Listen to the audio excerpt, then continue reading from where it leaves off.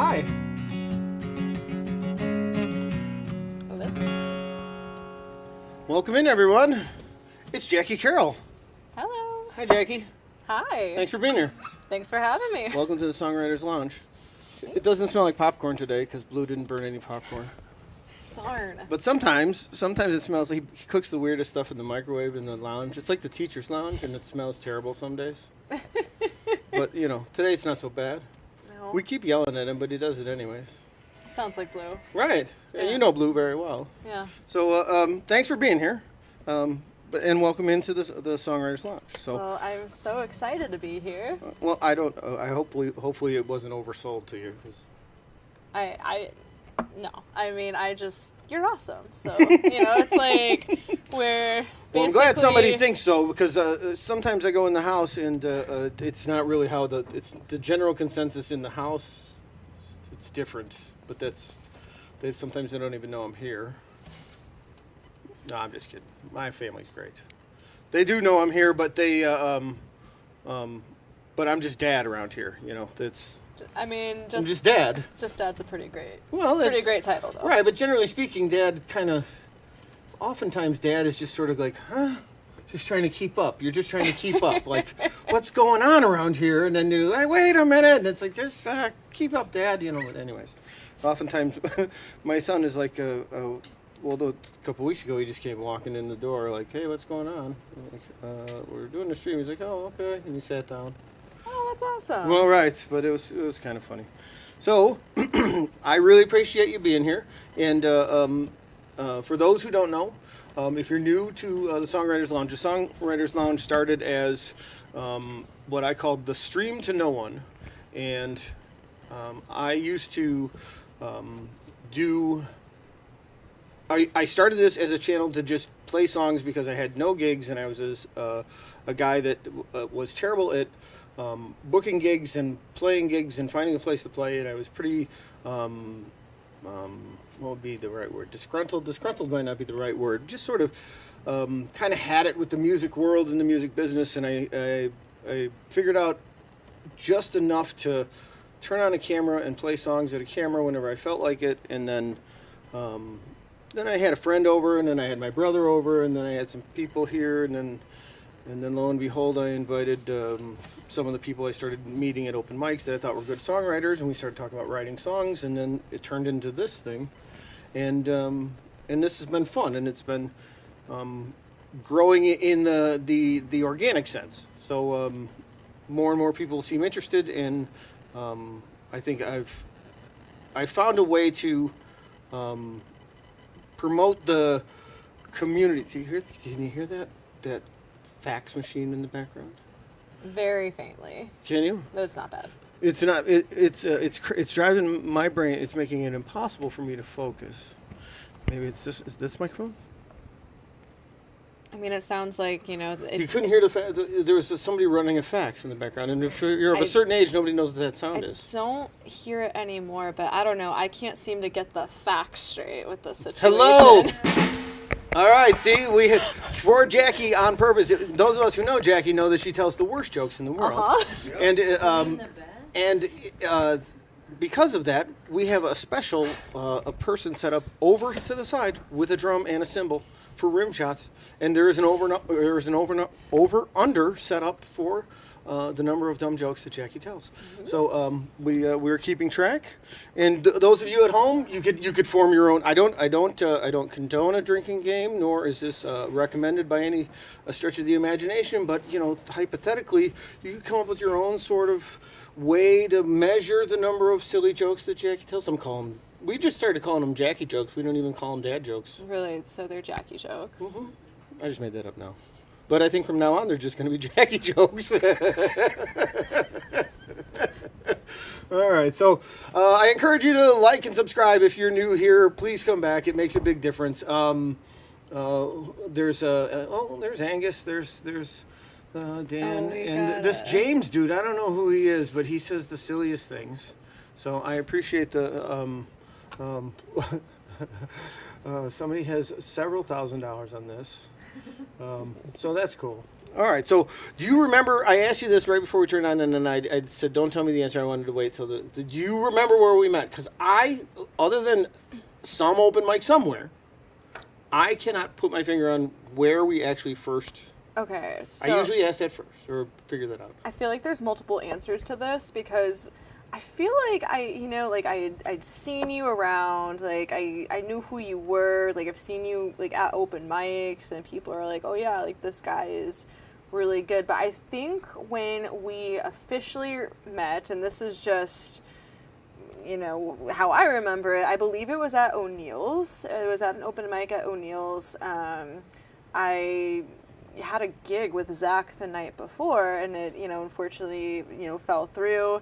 So I'm like, all right, it's Christmas time. I'm just gonna partay because, I'm just gonna have some extra eggnog. Yeah, I mean. So O'Neill's, okay, I'll accept that as an O'Neill's. answer. I mean, I know that there was a point down in Yorkville where we had a conversation, and then not too long after that, I came to see you on a Sunday. Yes. And it was introduced to your mother, which was quite an experience. Yes. So that was a delightful conversation. And you were playing on a Sunday afternoon in a sparsely populated establishment, but you seemed very suspicious of the conversation your mother and I were having. Yeah, Our ages aren't too dissimilar, so you were playing it, but there was this. You kept looking at us like, I don't know what they're talking about, and I don't like this at all.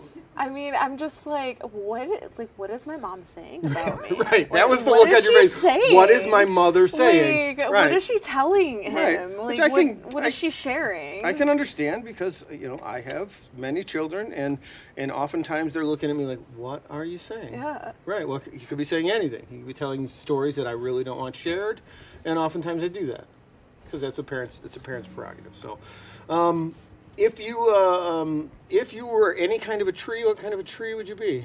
Oh gosh. Tough one. Look at, I stumped her. I mean, I'd be a cactus. Okay. I don't know if that counts. I didn't expect that. Yeah. Well, that's a good answer. All right, a cactus. She says a cactus. A cactus is what she answered. Yeah. All right. So I'll accept cactus as your answer. Let's see. Would you like to do a song for the folks? Do you have a song picked out? An original piece of writing that you would like to share with the audience? Yeah, of course. What's it called? Okay, well, I'm actually gonna do a special one. I'm gonna do the first song that I ever wrote. The first one you ever wrote? I ever wrote. How old were you when you wrote it? 12. 12 years old. 12. Yes. That's awesome. Yes. Thank you.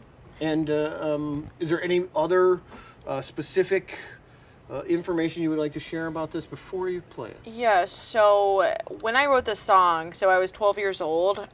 This was like during the time like I was suffering from this like weird neurological pain disorder, complex regional pain syndrome. So I couldn't walk for like almost a year, and it was terrible. Like I wouldn't wish it upon my worst enemy, but yeah, I always played the mandolin for a while, and then I'm like, I want to learn guitar, and I was bored, I couldn't walk, and my dad, had this like chord book, and then so like I looked at the chord book, and then I looked at the guitar, and then like I learned some chords. I'm like, oh, okay, like this is easier than I thought, and then I think I wrote that song that day actually. So a born songwriter, songwriting was not something that you came upon slowly. As soon as picking up the guitar, writing a song was like almost immediate. Pretty much, yeah. I mean, it wasn't, the best. It was a song that a 12-year-old wrote, but yes. And it's about my grandparents' river house. Right on. Okay. So, and did you share the title? I'm sorry. It's called Country Road. Country Road. Wait, did John Denver steal this from you? No, his Country Roads. He totally did. Country Roads, different. Okay, gotcha. Country Road. All right.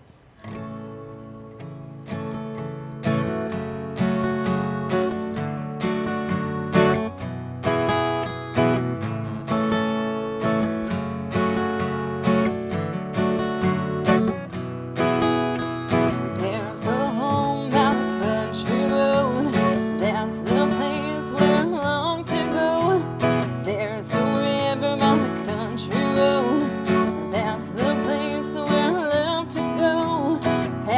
reverse, come on, let's go.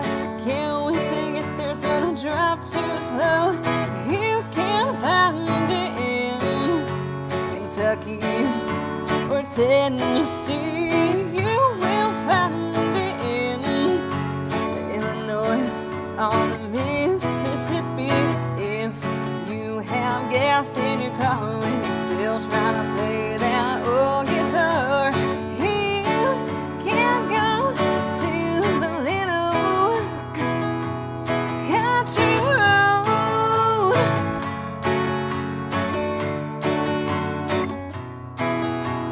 When I was young, I had lots of fun sitting out there on the country road. When I was blue, I sat next to you, the dock on the river by the country road. Let's take a walk and maybe we can talk. Enjoy this time because it really applies. You can't find it in Kentucky or Tennessee.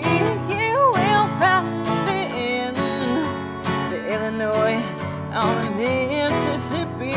If you have gas in your car and you're still trying to play that old guitar, you can go to the little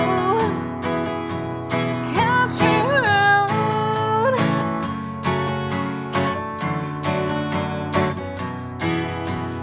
You can find it in Kentucky or Tennessee. You will find it in the Illinois or Mississippi. If you have gas in your car and you're still trying to play that old guitar, if you're not getting far but you're still learning that old guitar, you can go to the little country road.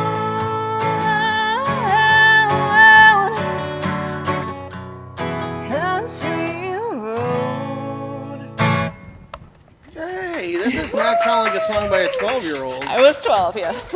That's wonderful. Thank you. That does not sound like the song of a 12-year-old. I mean, a little bit, you know. Some of the verses are a little basic, but I mean, I do like the chorus though. I thought about like editing it over the years, but I'm like, no. I wrote this when I was 12. Like, It's a snapshot of that Right. point in your life. I don't think you should Right, edit it. I yeah. think that's a good idea. I like the idea of leaving it as it was so that you remind yourself, you can show yourself how far you've come, and also see the imagery that through the eyes of a young person. So I don't think that's a bad thing. I think that's a great idea. thank you. We were discussing the things that parents do, right? Right. When my daughter Katie is 22. Okay. Okay, when she was I don't know, maybe 6 or 7 or 8. I don't know. She was little. She was like, I wrote a song. Like, you want to record it? Studio was, I had just built the place. It was pretty new, but I had the space upstairs. Okay. She's like, I do. Okay, well, what are we doing? You know, like, and so we went upstairs and we came up with a demo of this thing, and she knew what she wanted. Like, she was like, she'd clearly been around enough where she had heard, Wow. you know, like, people discussing us working on a song, right? You know, this or this, and she was, I mean, she was like, you know, she's like, I want this in the verses and I want this in the choruses. Wow. And we were, I want to do this, and she knew what she wanted, but you know, it was. So there's a version of this song somewhere that she would probably kneecap me if I produced it and played it for anyone. And I'm sure that if I just play the introduction, perhaps at a wedding reception or something, a girl in a wedding dress will come running across somewhere and tackle me. But I would never like completely embarrass her, but I might scare her slightly by playing the introduction of it at some point in her life. There's that, and then Katie, my daughter Katie, two things that parents do. But so she wrote that song, which is why I brought that up. But Katie also, just on a separate note, that our family still all refers to, is there's a point where one of my earliest memories of YouTube, it's a different channel somewhere altogether. But Katie, when she was really little, I got my first MacBook. And it had the filters where it would take your face and it would make it like weird shapes or whatever. Like, Oh, wow. Like it would, and she was really small and she was just playing with it, killing time on my MacBook.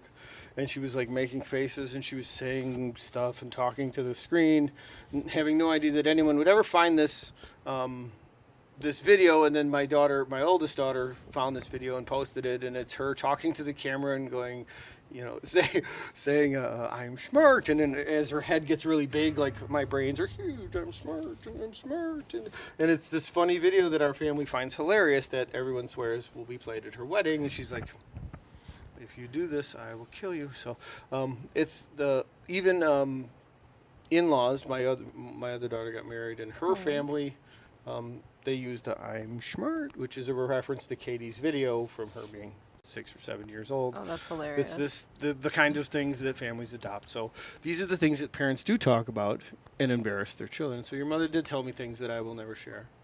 Oh, God. No. She did. Wait. Totally. Did she tell you about the brush in the hair? Absolutely. Mom? Right. That's what they do. That's what moms do. Anyways, that's for a different time. But so, what is the first concert you ever bought tickets for yourself? Not that your mom took you to. Not to. You could pick anything you want, really, because like I've got some great stories about first concerts from people that weren't necessarily that. But as I try to make sure to give credit, but my brother's suggestion was, everybody's been to a first concert that their parents took them to or something. But the first time you yourself saved your money, bought tickets, and took yourself to a concert, what was the money you spent on to go see? Who did you go see? Okay, so can't really say I saved up for this. I think I was in college. I think I was spending money that I didn't have. Sure. Just for the heck of it. That's what we do in college.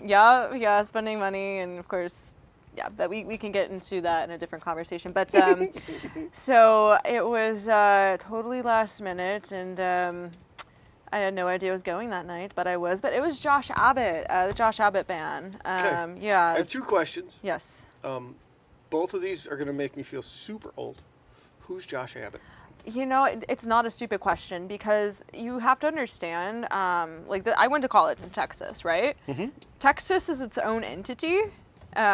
It's damn near its own country. Yeah, it was its own country Okay. at one point. So Josh Abbott is like Texas famous. Texas famous. Texas famous, yes. Which is different than just famous. Correct. Okay. Yes, he's Texas famous. Mm-hmm. And here's the other question: what year would this have been? This was 2014. So I was 18 years old. That makes me feel super old. Just so we're clear on that. Yeah. It was, let's see, 2014. I'm not even going to give you a reference. That just makes me feel plenty old. But that's okay. Because you know why? Because I am plenty old. But that's okay. That makes you plenty young. And I think that's wonderful. And I think you write great songs for a young person. Not for a young person, for any person. So let's see, first things. That brings us, do you know what that brings us to? What does that bring us to? That brings us to the album side of the week. Now, the album side of the week, are you familiar with what this is for me? Remind me. Well, the album... It's okay. The album side of the week, again, all of this stuff sort of just kind of happened on accident. So again, if you're new, thanks for tuning in. Album side of the week happened on accident where I was given a gift of an album from a friend of mine, and I didn't even have a record player as a retirement gift when I left the building trades. And I was like, okay, whatever. And then I spent a couple dollars and got a record player, and I played this record, and then I dug out some old records from my wife's, and I played Led Zeppelin 2. Oh. Side 1, Led Zeppelin 2, and I'm like, yeah. And I just played it like 4 times in a row, and I'm like, it's like the perfect album side. And then the next time I did a stream, I'm like, if you've never listened to side 1 of Led Zeppelin 2, like just as an album side, you should listen to that. And then And I started doing like an album side of the week. I have this record player, and I buy new records when I go to the record store. And when I find something that I like, that's an album side, I try to feature one every week from either one of the two record stores that I tend to go to, which is either the one down in Plainfield, which is Black Dog Vinyl, yeah. or I go to the one in Lisle, which is Crooked Arm. Those are the two that I go to, and I got this one at Black Dog. And I specifically, when I was a kid, I played organized sports, and I spent a lot of time with my mom in the car, one beater car or another, that only had an AM radio. And in Chicago, AM, back then it was AM 67, but it's now 670, was WMAQ country radio. This would be like 78 to 82 or 3. Okay. And my mother and I listened to classic country radio, and Loretta Lynn was a staple. Now, this record came out in 81, I think. When I found it, I'm like, this is wheelhouse for me. And I like finding these records because I'm constantly in search of the bargain bin stuff. And I like the ones, like I have a couple of Johnny Cash records that don't have any song you've ever heard ever.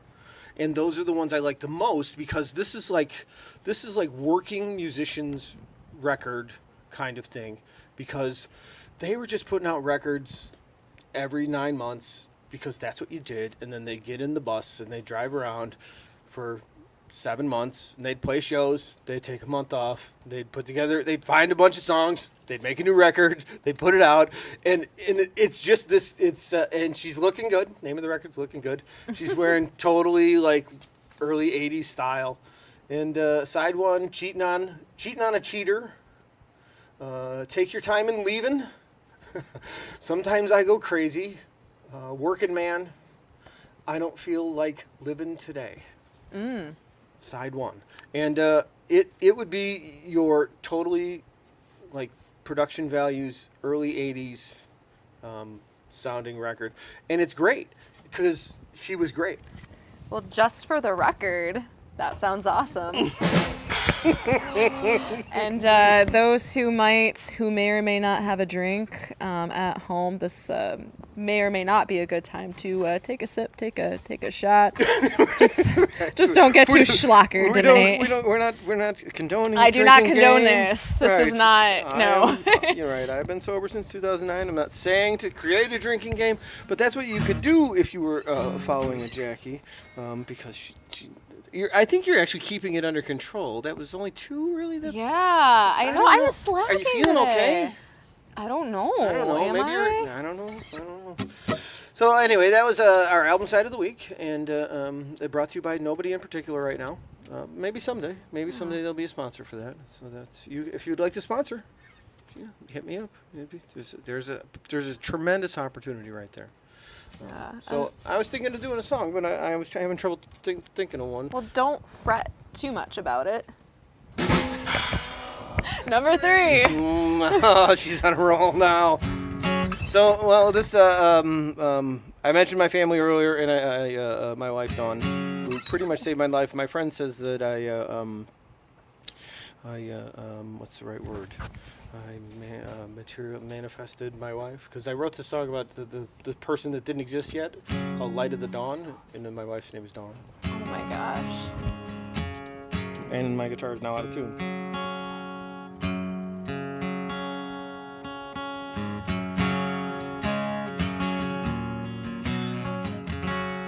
Oh, it didn't sound like it.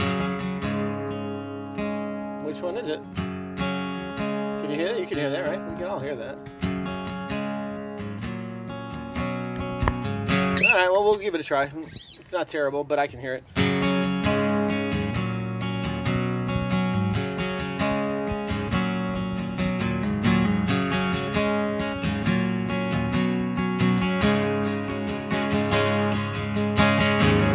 Yet again in a brand new place, navigating terrain unknown. Keep putting one foot in front of the other. Free your will so your heart can grow. No longer held hostage in the life I know or the life I've lived. Seems everybody gonna get what they give. Looking into the eyes of the night, gonna bring you around to first light.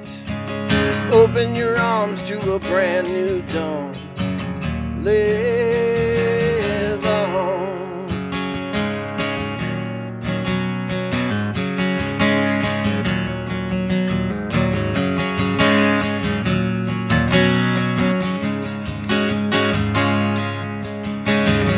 Righteousness and consciousness in your belief of what life is. Inside the bubble of what your God says is a travesty of ignorance, pretending to know what you've been told.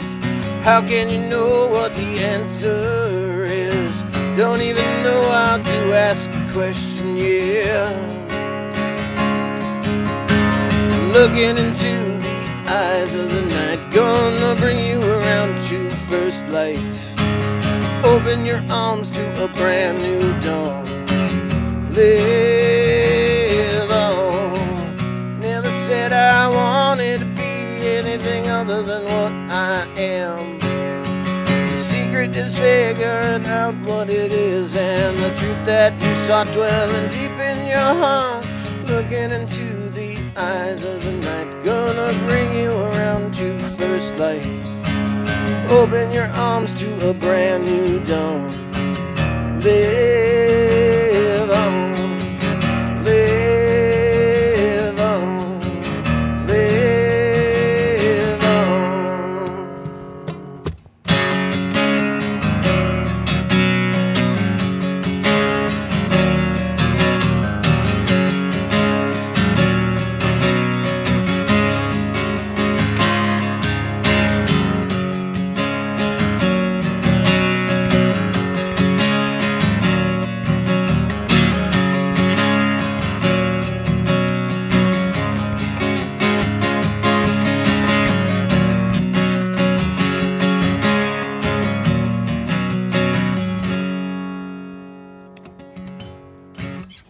Beautiful. Yeah. So, trying to find hope in a sad little guy in a one-bedroom apartment with 5 little kids. So. That's so beautiful. Well, you know, a lot of, for me, songwriting was like a measure of therapy in that trying to just remind myself to find hope in places when I felt hopeless, or just keep digging to find those things that, Right. even when I felt this depth of despair, I would write a song to try like what's that term that people that sort of fake it till you make a concept, you know, Right. like I did not feel that level of hope or that level of, but I knew somewhere somehow, you know, I refer to my mother a lot. I lost my mother a long time ago, and she lived a difficult, hard life. Things did not go her way. Things did not go the way she wanted things to go. She worked 2 and 3 jobs most of her life, and it didn't work out the way she wanted it to. But she was like this perpetual Cubs fan, like, you know what I mean, like you know, next year they're gonna win, like the perpetual, like, this spring it's gonna work out this time, you know, like, and then then it wouldn't, then she'd be, you know, upset, but then somehow she'd gather it all together and go, all right, this time it's gonna work, and she, her whole life, you know, it's like, that's why, like, people of a certain age, my mother lived her whole life the perpetual Cubs fan, and then she passed away and she never saw it.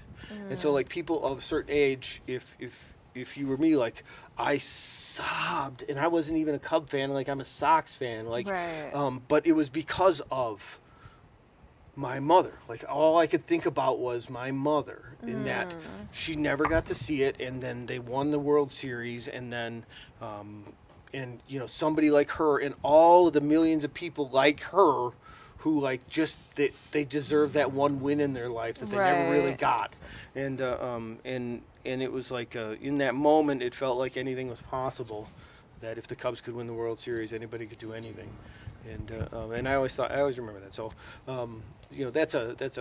that song, that concept, that whole thing was, for me, a lot of times that's what I'm writing is like just to try to keep myself from going bananas. Same. No, if I'm feeling a little cuckoo, Right. that's when I either sad or I'm feeling a little cuckoo. That's when I'll start writing. And sometimes like I'll just like there's times like where I'll just like be mad or I'll just like be like in my emotions, and so like I'll write a song really like without there's several songs, a lot of them actually, that like I've written without like necessarily the intention of like playing them in public because they might be about someone, who I know are in my You can life. always but, shift a word or right. change this And I shift the words, but still I'm like, I know it's about this person. So it's like, okay, I'm not going to play this in public, but then I'm like, ooh, I actually really like this. I'm like, no, I can't not play this in public. I'm Right. playing this in public. I think that the ones that come from the truest part of your heart and the things that you're the most honest with yourself are the ones that are always the best song. Right. The thing that is phony, or that you're pretending, or that you're trying to like fake your way through what somebody would think. Like if you are honest with an emotion, it's when it lands. I think that's my opinion. Maybe I'm wrong. Those are the ones that I think are the ones that land with people. So I think that's even if, what did you use, cuckoo? If it's you're just feeling cuckoo and you're using it as a coping mechanism at the time. Yeah. You can always find a way to reshape it enough. If it's perhaps you write it just a little too direct, where there's a potential lawsuit involved, you can always reshape it slightly to get away from a liable or a slam. Or just slander. deny. Or No, it's not about you. No, this I is don't about Sure. another situation Sure. that happened. Sure, absolutely. So yes. So anyway, now that brings us to our next very serious question, which is, what is your favorite color? Oh gosh, That's a deep one. I would say navy blue. Navy blue, Yes, not just blue. Navy blue. navy blue. Navy blue or baby blue? Yeah. Actually, no, I changed that. Baby blue. Baby blue. Yeah. Baby blue. Baby blue. There are different blues. Yes. Okay. And do you know where I get that? You know where I got, like, what's your favorite color? What? From Buddy the Elf. Buddy the Elf, what's your favorite color? Oh my gosh, I love that movie. Did you know I went as Buddy the Elf for Halloween? My wife made me go as Buddy the Elf for Halloween. This year? No, many years ago. There's a picture of me in like tights and the whole bit. And then we went to Ballydoyle. One year, several years later, we were going to see my friend's band who was playing on Halloween at Ballydoyle, and we needed costumes. Halloween is my wife's favorite. She instead of being in law enforcement or working with animals, really what she wanted to be was a costume designer in Hollywood, because she has Halloween costumes lined up for if we live to be 300. Oh wow. Like we could wear a costume every day, and she's gone way overboard in the preparation for costumes many times in her life, and oftentimes it'll be, oh, you should be this for Halloween. I'm like, when? Like, we don't. That's not possible. And then at whatever point it was like, you should be Buddy the Elf for Halloween. I'm like, and Jack was very small, and I'm like, all right, I'll do that. That'll be fine. And then like I went with him as Halloween, and then at the police station she worked at, she talked me into helping the kids at Christmas go talk to Santa and getting them their gifts. And so then the Buddy the Elf costume was expanded upon, and then a couple of years later we went to this bar because I had no other costume for this costume thing, and I went as Buddy the Elf. And then of course at the bar when you're Buddy the Elf, then of course you're like, hi, how are you? Hi. And then every stranger in the whole bar then found the urge to come sit down and talk to me. And she's like, you're dressed as Buddy the Elf, and now everyone in this place wants to talk to you. And random strangers would sit down and like have these lengthy conversations with me. And of course you stay in character. You're like, did you bring any maple syrup? How are you? Like, blah, blah. And people are. I love that. Well, it was weird, but it was exhausting too. And I almost won the costume contest, and I wasn't even like prepared for any of that. Oh my, that is awesome. It was silly. It was absolutely silly, but it was fun. I had a lot of fun. What's your favorite Halloween costume? Oh gosh. Well, first of all, everyone wanted to be your buddy that night. Oh, did I just hear a groan? You knew what you were getting into. Come on. Audible groan. That was Everyone very knew good. what they were getting into in the peanut gallery here. Oh gosh, that. That's terrible. I don't know how to answer that question because Halloween's like probably one of my favorite holidays too. You have to have one Halloween costume that was your favorite. Cruella de Vil. Oh, that's a good one. Yeah. I would like to see that one. Yeah. That's an excellent choice. I like the idea of that. Did you have a 101 Dalmatians that you rented for the evening for that? I did not know. I think it was like Cruella de Vil several times. I'd call you a slacker then. You didn't. I No. Were you talking to my former teachers? What? My former employees. All right, so let's see. So you don't have any like important events or anything coming up, right? You got no shows or nothing, right? Actually, I know where this is going. I know where this is going. Yes. So I will be in the Homegrown Arts and Music Festival on Saturday, July 26th. My slot is at 5:20. This Saturday at the base camp, right? Correct, at base camp in Lisle. So, bring your family, bring your friends. Also, if y'all are in a romantic relationship, this is it's a concert, so it's a really great place to, bring your boss or bring your HR manager. Hello. That's funny. That's very funny. Yeah, so just, make sure, if the kiss cam is on you, and if y'all are doing that, just kiss. And then play it off like you were just joking? Just play, just kiss and just act like it's normal. Like, don't hide. That's why your video went viral. Come on. Because you're dumb. But also don't have an affair. There's that. That would, basically solve all of your problems. Don't have an affair, but, Sure. So you said 5:20? 5:20 p.m. 5:20 p.m. Blue, what time's yours at? 6? Yes. 6, and Angus? I've got Angus. You were at, I can't do math, 440? Is that?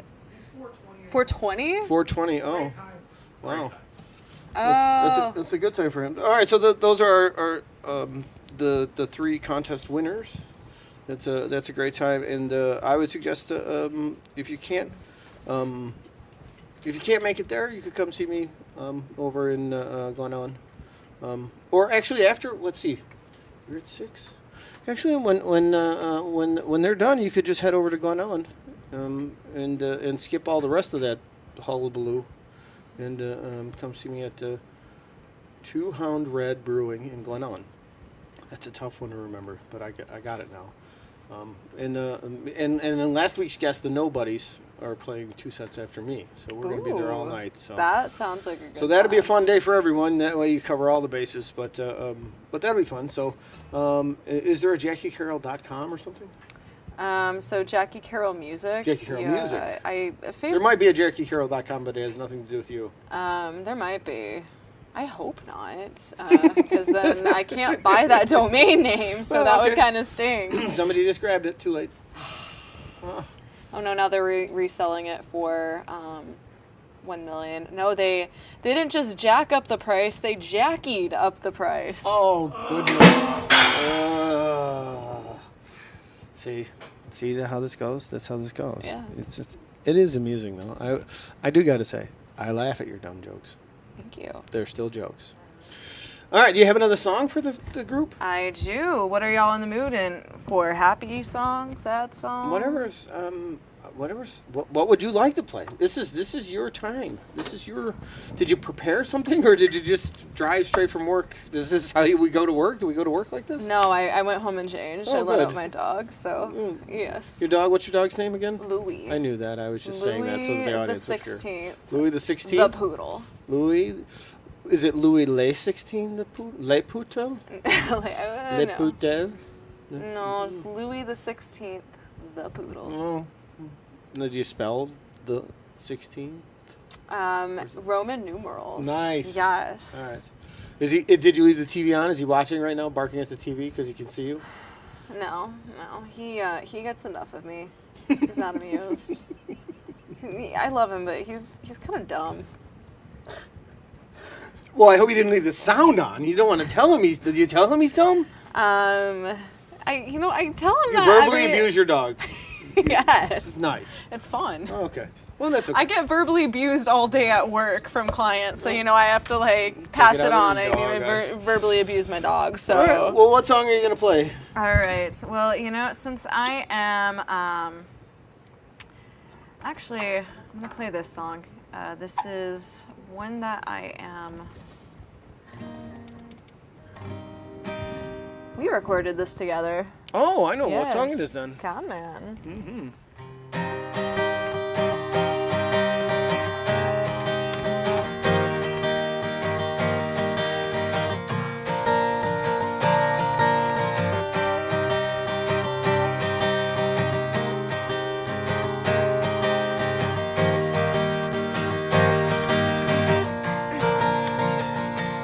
Was the middle of July when I caught your eye? Was a few days after you got up from applying.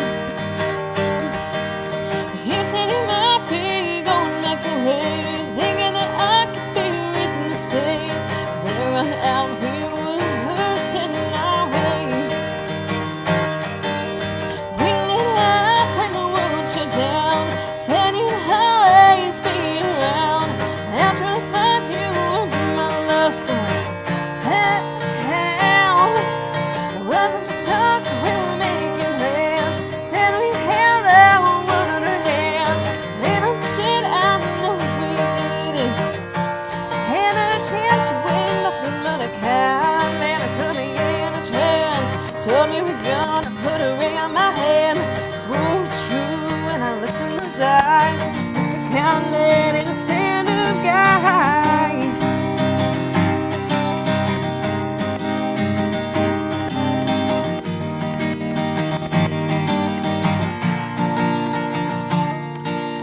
Never thought you were a wolf in sheepskin. Never thought the castle would crumble down like this. Said you wanted me till your dying days. When I needed you, you never came to my place. Guess that's what I get for a life of bliss. We lit up when the world shut down. Said you'd always be around. I truly thought you were my lost hound. Wasn't just talk, we were making plans. Said we had the world in our hands. Little did I know we didn't stand a chance. You ain't nothing but a cow. Man, it put me in a trance. Told me we're gonna put a ring on my hand. Swore it was true when I looked in his eyes. Mr. Conman ain't a stand-up guy.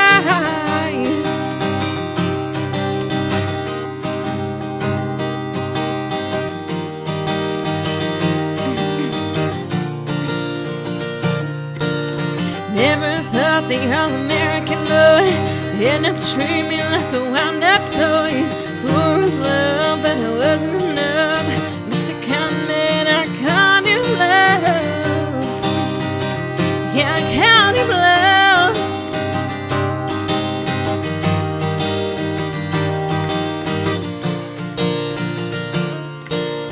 We lit up when the world shut down. Said you'd always be around. I truly thought you were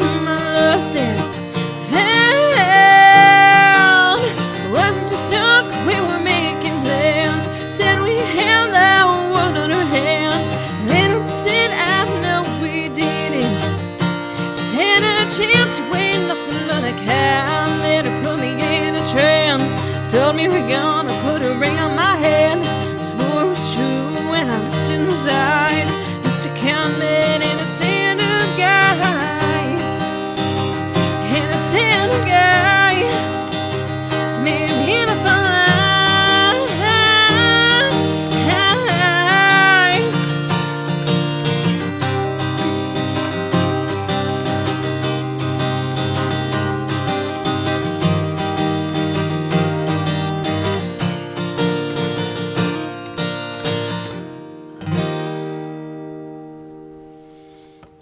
So I have a confession. Yay!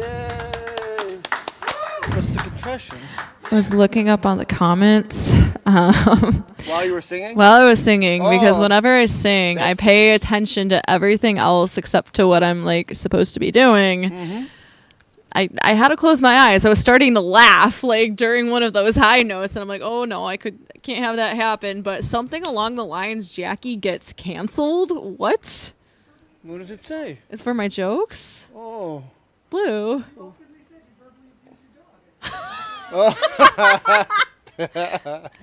See? We got to be careful, right? Is it verbal abuse if the intent is loving? Well, I don't know, but plus the dog just hears. I'm like the He's looking teacher for from keywords. Charlie Brown. Right. Pretty much, yeah. Right. The teacher from Charlie Brown. Wah, wah, Wah, wah. wah, wah, wah. Like, Right. that's what he hears. So it's just, yeah. All right. Well, he loves you. I mean, I give him food, and I guess I smell good, and yeah, those are the only reasons why he likes me. I don't know. I know that I don't smell good. My dogs run for the hills, so they don't. They're like, have you seen this thing? This thing's very powerful. You should do something about that. Don't eat that. That's what they say. I don't know. Anyhow, so let's see. What's the count of bad Jackie jokes? 5. I'm slacking. You're so far behind, Jackie. I didn't hear anybody.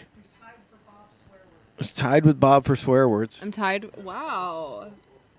Bob. Yeah, that's something. I Let's, don't know. My jokes are like this guitar, pretty hollow today. no.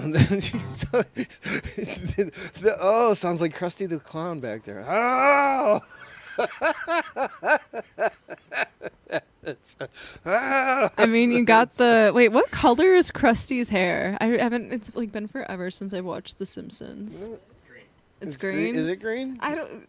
Blue. You have like. Sorry, Blue. You have like seafoam hair, so it could be. It could be Krusty hair. I don't know. Right. Wow. Wow. Oh, well. It's gonna become like a whole Facebook movement now. Is Blue Krusty? Blue is Krusty. Krusty Blue. Wait, can you do the laugh? The Would that be- Krusty laugh? Ooh, No. ooh, Krusty Is Blue. it like? I can't do it.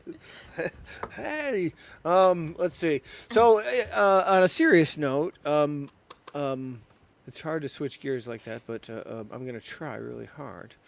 I was trying to think of something very. There's kids watching. There's this. kids watching. No, I don't think there are. My kids are not kids anymore. But what is the thing that is on your shoe? What is that? Just kidding. See, I tried really hard. Those are fancy boots. Where'd they come from? Amazon. Really? Yeah. Oh, you went to the Amazon. When did you go there? It's been a lifelong dream of mine. Was it? Yeah. Okay. Yeah. Are they a specific kind of boot, or are they just they just looked groovy and you just clicked on Cowboy them? boots. My mom was saying I need like cowboy boots to perform Because of your thing. No, just because all Too my, short? You all need my taller? shoes look goofy with my outfit, so I need You look something. goofy? Yeah, I I look don't know. goofy. I don't think they do. I would disagree with But- your mother on that note. I But really would. she didn't say that I looked goofy. I just think, well, also too, like it's fall, it's getting cold, and I can wear regular wear boots, boots. but like I think I look goofy in all the other outfits that my shoes wear. You know. She suggested you get cowboy boots. Yes, and she didn't say anything about your old shoes. She just suggested. Yes. Now, why? What is the thing that drove you to write songs? You said you picked up a guitar when you were 12 and you immediately started writing songs. Can you figure out what it is that drove you to do that? Because some people don't ever write songs. Right. What is your why? Oh gosh. So there's several whys. There's not one why. I think from what I recall, my sister started in music like way before me. Oh, sibling rivalry. Yeah, so we actually like grew one. up like singing bluegrass together, and like I literally was just like I drove her nuts. I was literally just that like annoying little sister that just like wanted to copy my older sister, and I don't think like anyone like took me seriously at first. Like they're just like, oh, So like you're this essentially is just June a Carter. phase. You're the funny sister. Yeah, I'm the Right. funny sister. Right. And you know, but then I kept going. But the big reason though why I started writing songs, so we got my sister part. And I'm a little embarrassed to say this. I almost don't want to say it, but It's okay. There's nobody here. I'll It's just try us. to get this try to get through the story swiftly. I bought my first Taylor Swift CD when I was like 11, and I like noticed that like she wrote like pretty much all of her songs, and I'm like, I want to do that, so that's what I did. There's nothing to be ashamed of on that. That's just one of the things that I admire about her example is that all of the things that she does, if you look closely at everything top to bottom, how she does everything in her business, including the art that creates her business, there's so much to be admired. So I don't think there's anything to be ashamed of in that regard. So. I feel like that's what I feel like every girl like started writing songs for that reason. I don't know, but like it's cliche, but it's the truth. Like, but I even like for myself, I know that when I was a kid, my brother worked at a record store, and he always had new music.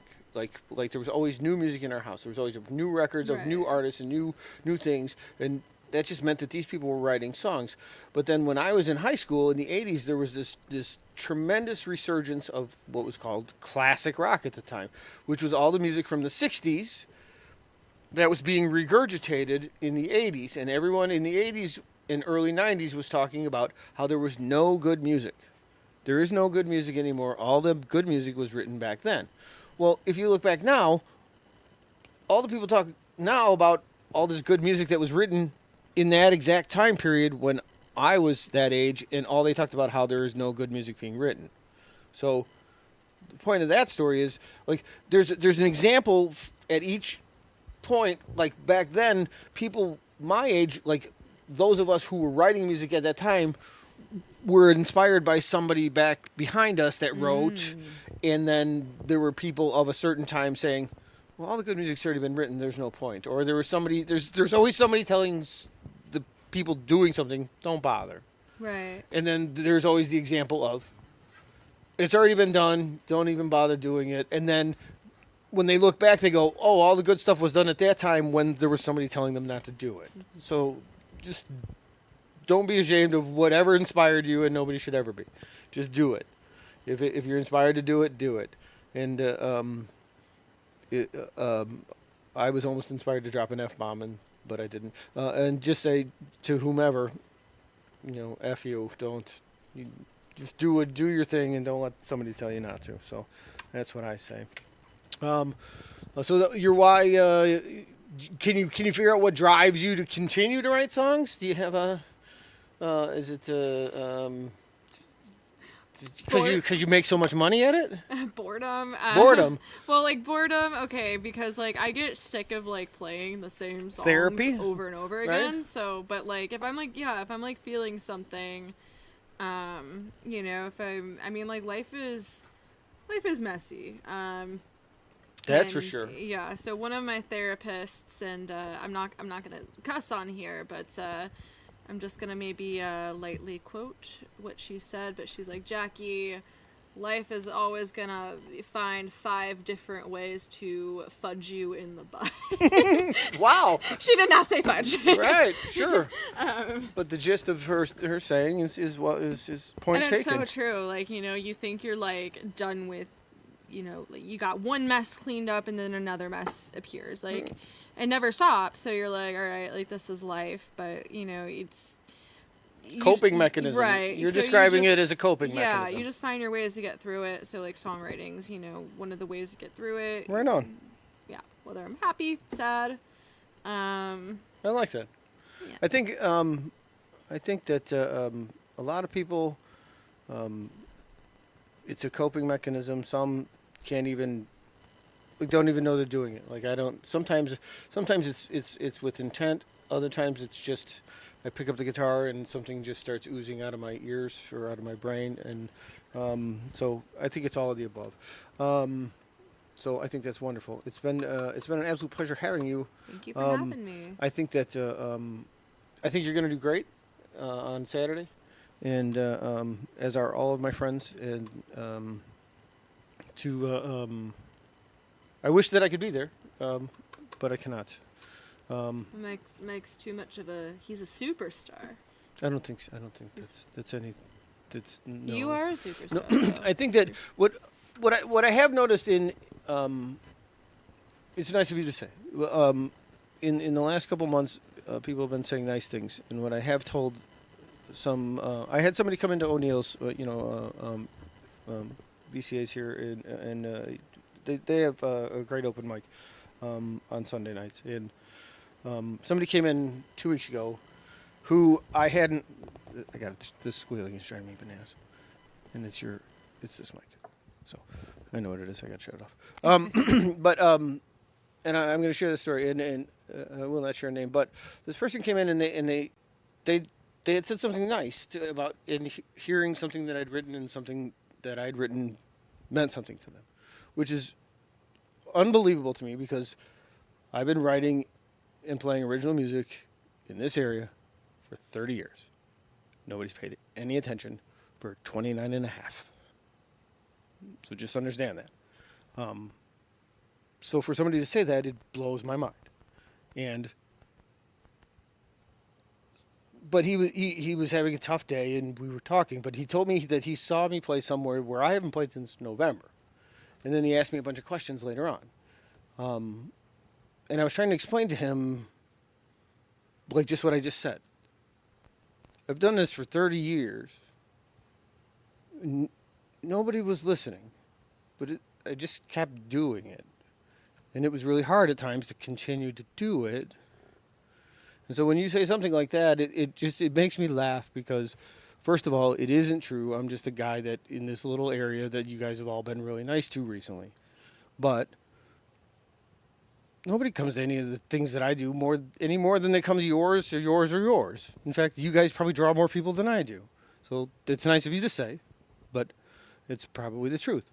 But I am grateful that I've earned your respect, and that matters more to me than anything because I respect all of you guys. And so to have earned your respect, it means a lot. But just keep doing what you're doing at a young age, and the younger people, because it's all this became about for me was for one split second here, I've identified that people have noticed something in what I did. And it may have taken me 30 years, but keep doing what you're doing if it means something to you. Because I can tell you in the last 6 months, there have been 2 different people who came up to me and told me that something that I wrote changed their existence. And if it took 30 years, it was worth the journey. That's amazing. It is. I can't even explain to you how that felt. So don't stop doing what you're doing if you're writing and it means something to your heart, because that's what the point of this thing became, is to encourage others to do it, because I can tell you that there was a million times along the way where I felt like, forget it. Right. This is not worth the agony, because it was agony at times. So there are two moments where I made a huge difference. This silly songs that I've written, which they seem like silly songs at times to me, but they made a difference to two people's lives in That's a big way. amazing. It is an amazing thing to me. Best gift you can get. And that it really became the point of why I'm doing what I'm doing. I'm glad you are. Me too. So, and I'm glad I've met, once I changed my perspective, once I changed my attitude on those things, it began to change with the energy I got back from people, the bitterness that was inside and from coming back started to shift. I began to get more positive feedback. I began to get more positive opportunities. I began to get more. I can't explain it. It's something changed, and doesn't mean it's not going to all change back at any moment. But I'm grateful for this period of time. I've met a wonderful group of new people. I'm grateful for all the friends along the way from the beginning till now. So thank you for being here. Thank you guys all for being in this room. Thank you for anybody who's listening and watching. It's been a wonderful day. So that brings us to the silly moments. Enough seriousness. Dumb joke of the day. So, dumb joke of the day. We did a theme song. Oh, we don't have one. If only I wasn't doing 40 things at once. This one came from Louis the 16th. Oh my gosh! Wait, did I? Louis the 16th, the poodle. La Poodle. Louis the 16th, La Poodle. La Poodle. So, this is actually, Louis and I have been talking. We've had Really? conversations. You have conversations with Louis. And we've had a number of long conversations. And did you know that Louis hates driving? Yes. You do know. Oh yes. Do you know why? Why? Because he can't ever find a parking space. I love that. I got booed. At least it's not me. I think that joke was doggone awesome. All right. So on that note, thank you all for being here. Thank you again, Jackie. Thank you for having me. Good luck this weekend. You're gonna break it. You're gonna break a leg. You're gonna kill. You're gonna do whatever the right word is. So thank you guys for being here. Thank you, Josette. Thank you, Blue, for your fine production skills and the lovely peanut gallery. It's wonderful to have a peanut gallery. So and thank you again. Wait. Oh, I muted myself. I don't want to do that. We gotta have the theme song going out. So. All right, good night. No, oh wait, no stream next week. So we're gonna take a week off. Maybe we'll. If you are a subscriber, like and subscribe, please. If you're a subscriber, keep your eyes open, because we might do like a silly what would they call that? Like I might do like a guerrilla, like drop-in thing, but it won't be the regular time next week. But I'll try to do something next week just for fun. And then in 2 weeks, I didn't write it down. Who's on the board, Blue? 2 weeks? Yeah. August. Right in front of you. Down, down, down, down. Katie. Oh, all right, Katie Bogle. Yeah, that'll be great. Ooh. And then Matt Shukin after that. So that'll be fun. So in 2 weeks, Katie. And then MeL Muzic is at O'Neill's on the 2nd. This week, Saturday, the same night they're at Homegrown, we're in Glen Ellen. You can look at melmusic.com, MELMUZIC. And otherwise, or you can just, direct message me or something. Just anyways. Thanks for being here. Have a good week, 2 weeks. Good night, everyone.